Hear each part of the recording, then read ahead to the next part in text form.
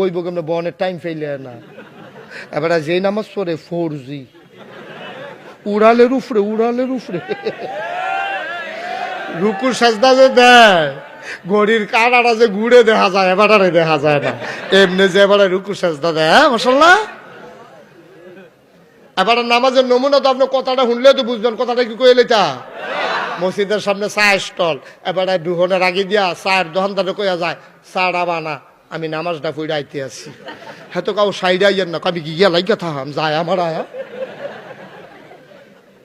কথা দিয়ে তো বুঝা গেছে আমরা কি নামাজটা পড়বো। নাউজুবিল্লাহ কইতেন না। মুসলমান মনটায় যা ধরে তাই করলা, পুরা বেড়াইতে বেড়াইয়া যে যা নমুনা শুরু করছে চায়ের স্টলের মধ্যে টেলিভিশন। এবারে প্রত্যেক দিন মসজিদ রোয়ানা দিয়ে আগে আইয়া পড়ে, ঘরের বেরিয়ে কয় সারা জীবন নামাজ পড়ছে না, আর করে আগে মসজিদে থেকে চাচ্ছেন রে কখনো গিয়াছে এদের চায়ের স্টল। এবারে আয় চোখ দিয়া আঙ্গুল দিয়া চোখ ফাঁক করে টেলিভিশন চাইতে আছে, একামত দিয়া লাইছে। ফলাফানে কয় দাদা একামত দিয়া লাইছে তো, কার আল্লাহ আকবার কোক নেই মামে।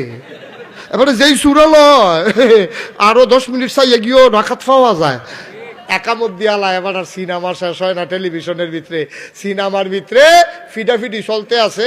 এই এর ভিতরে দিয়া এবার ইমাম সাহেব আল্লাহ আকবর কই আলাইছে, এবার আর যাইতো মনে কয় না, ফলাফাইনে ধাক্কাইয়া ফাড়াইছে। এবারে যে গিয়ে আল্লাহ আকবরকে নিয়ত মানছে, এবার আর মনটায় কিতা ঘুরে। আপনার আর বিবেকের কাছে প্রশ্ন, এবারে অবশ্যই চিন্তা করতেছে ফিটাটা যে দিল তে জানি বাচ্চেনি।